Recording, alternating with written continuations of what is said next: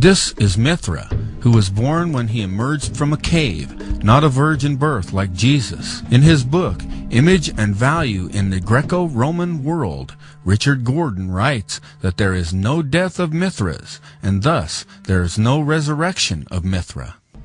Even the Encyclopedia Britannica concedes that Mithraism could not have influenced the Gospel writers. It states, "There is little notice of the Persian god Mithra in the Roman world until the beginning of the 2nd century, but from the year AD 136 onward, there are hundreds of dedicatory inscriptions to Mithra." This renewal of interest is not easily explained. The most plausible hypothesis seems to be that Roman Mithraism was practically a new creation. The 4 Gospels of Matthew, Mark, Luke, and John were written well before the close of the 1st century.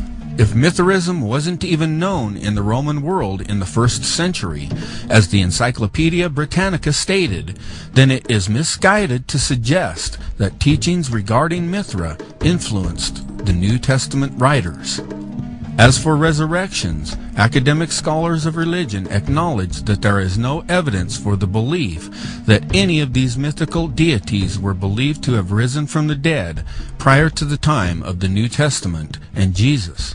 Dr. Walter Burkert, a Greek religion scholar and author, stated, "There is no evidence for a resurrected Attis. Even Osiris remains with the dead." Any allegations of 16 other saviors who all resemble the same characteristics of Jesus is most likely based on the book entitled The World's 16 Crucified Saviors by Kersey Graves. This book is an unreliable source. Even atheist Richard Carrier criticized, "The World's 16 Crucified Saviors is unreliable, but no comprehensive critique exists." Most scholars immediately recognize many of his findings as unsupported and dismiss Graves as useless. After all, a scholar who rarely cites a source isn't useful to have as a reference, even if he is right.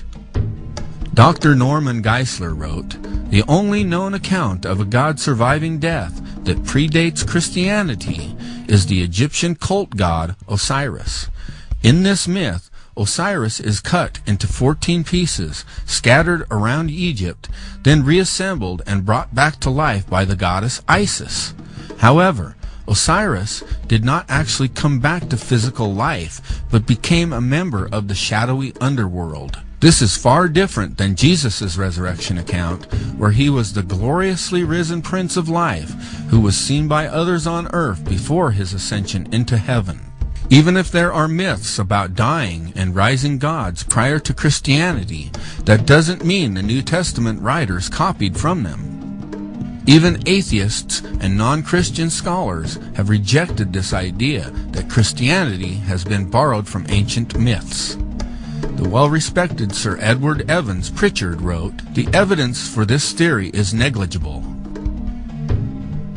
In sum, skeptic claims of Christianity being borrowed from ancient Egypt, India, Greece, and Persia can be disregarded as false because there are no primary sources for these parallels predating AD 150. This is more than 100 years after the origin of Christianity.